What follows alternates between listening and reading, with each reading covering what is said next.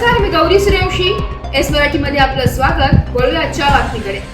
भारतीय आत्मोन्नती आणि विश्वशांती सद्गुरू सेवा मंडळ व समस्त ग्रामस्थ श्री क्षेत्र वलखेड यांच्या विद्यमाने येथे हरिभक्त परायण निवृत्ती महाराज शिंदे यांच्या नेतृत्वात दिनांक 21 जुलै ते 15 नोव्हेंबर 2024 पर्यंत पहाटे 5 ते सकाळी 7 वाजेपर्यंत 4 महिने काकडा भजन संपन्न झाले.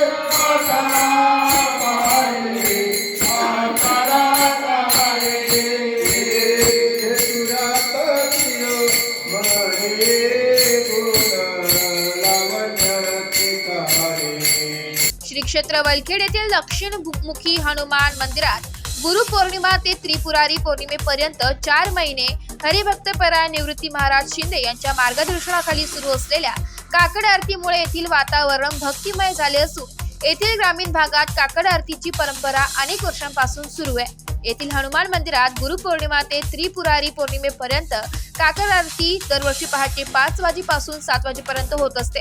येथे जय जय रामकृष्ण हरी पासून ते पहाटे भूपाळी, जोगी, वासुदेवाचे अभंग, पिंगळा, आंधळा, बहिरा, मुका, जोगी, घोंगडी, शकून, भवरा, पांगुळा आदी अभंग, गवळणी, आरत्या अशी भजने गायली जाऊन नंतर वैकुंठ चतुर्दशीस हरिभक्त भेट करण्यात येऊन त्रिपुरारी पौर्णिमेस श्री क्षेत्र वलखेड नगरास नगर प्रदक्षिणा करण्यात येते व नंतर पंढरपूर येथे जाऊन चंद्रभागेमध्ये स्नान करून पांडुरंगाचे दर्शन घेण्यात येते.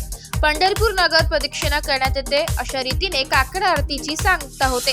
काकड आरतीसाठी हरिभक्त परायण निवृत्ती महाराज शिंदे, कचरू राजगुरू, राजेंद्र रायकर, अशोक राजगुरू, विष्णुपंथ बोंबले, विठ्ठल जाधव, मोहन शिंदे, बाळासाहेब शिंदे, अशोक शिंदे, हिरामन बदादे यांसह भजनी मंडळ आदी व बहुसंख्येने ग्रामस्थ उपस्थित राहतात.